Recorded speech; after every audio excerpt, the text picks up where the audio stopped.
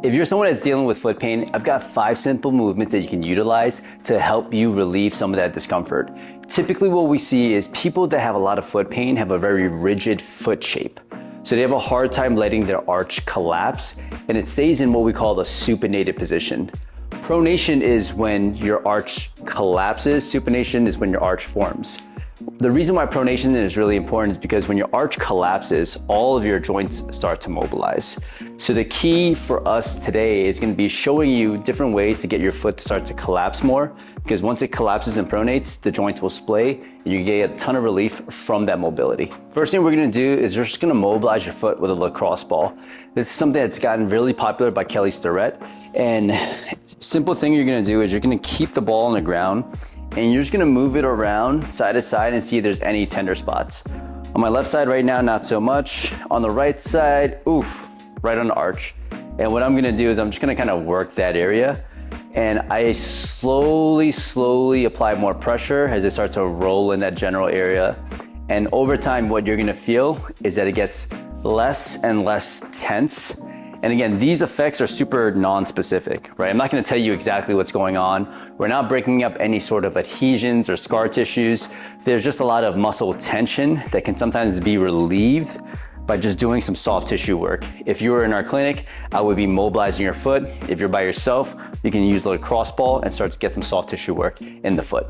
Once we address the soft tissue, you're gonna have to start to address the joint motion. So when we're looking at this foot here, and this is a right foot, your heel needs to turn outward into eversion, and your forefoot needs to go into more inversion. So as you start to essentially pull this heel out, we're gonna move this foot inward. And this is what it's gonna look like in practice. I'm gonna hook my foot here this way. I'm turning it like that while I bring my forefoot in this way. And what that's gonna do is it's gonna recreate the same joint motions that occur when you start to pronate your foot. So hard to know the difference if you don't work with a lot of feet. Sometimes when we put our hands on patients, I'm like, wow, this feels super stiff compared to the other side. But all we're looking for is holding the foot and applying these opposite motions. If you have a hard time doing this, you can always ask a spouse. Don't ask a friend, that can get kind of weird. But I would go for about 30 seconds to a minute. Again, with this and lacrosse ball, spend about a minute. You don't want to spend like 5-10 minutes doing these things. A minute's enough so that we can start to introduce some actual movement. Now we actually got to get you to start to control that pronation movement. One thing that we start off with is in this half kneeling position, there's a lot less body weight that you have to support. So in this half kneeling position, I have one leg down, one leg forward. And all I'm going to do is I start with my knee behind my ankle, and I start to move my knee over my toes as I start to rotate my torso that way. And what that's gonna do is that starts to mobilize the arch. There's gonna be some people that have a really hard time moving their arch closer to the ground. So there's a couple of different positions that I'll typically put it in. I'll typically put it in the heel here. If this heel has a hard time rolling forward, you could put it into the mid-arch, has like a reference point of where your arch should be melting into. And sometimes this part of your foot doesn't actually go into what we call dorsiflexion. So if I sneak it underneath here, that can also start to help mobilize the foot. But the key is, as I start to go from my knee behind my ankle, which is a negative shin angle, to a positive shin angle, I'm not gripping the ground for dear life. I'm letting my toes relax, and I'm letting that arch naturally collapse to the ground. And if there's certain parts of your feet that don't articulate with the ground, you can use a wedge or a rolled up towel or sock. Fill up that space so that it's easier for your foot to come in contact with the ground. Now, if you can do that in half kneeling, get the foot moving, we're slowly just gonna start to add more weight to that front leg. So we'll start in this kickstand position, knee still behind the ankle. I'm slowly gonna let the knee track over the toes as I open up my hips.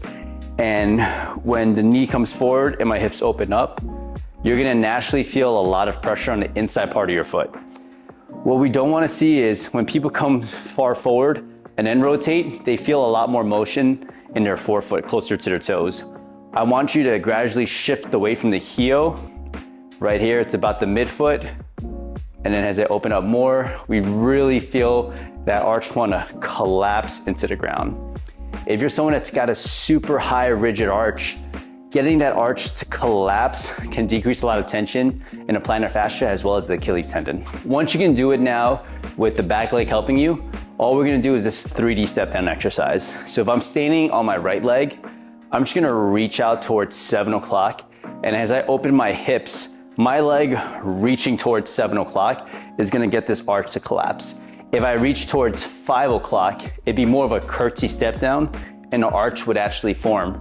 So if the goal for getting relief and mobility through the foot is that joint display, we wanna reach towards 7 o'clock. Likewise, if I was standing on my left leg, we will reach towards 5 o'clock because standing on the left leg reaching towards 7 would be more of a curtsy and the arch would form. If you want mobility in the foot, we need the foot arch to collapse because that's gonna help mobilize all of the joints in the foot. If you're someone that's been dealing with foot and ankle issues for a long period of time, there's so many different ways that we can mobilize the foot, so many different ways that we can use an arch, a wedge like this to impact the way that the foot interacts with the ground. A lot of things that we talked about today are not super specific, but the philosophies and the principles are still there. If you've been dealing with something that's been going on for 5, 10, 15 years and you need something more specific, check out our description below. We've got a link where you can book a free discovery call and see if what we do is the right fit for what you're experiencing.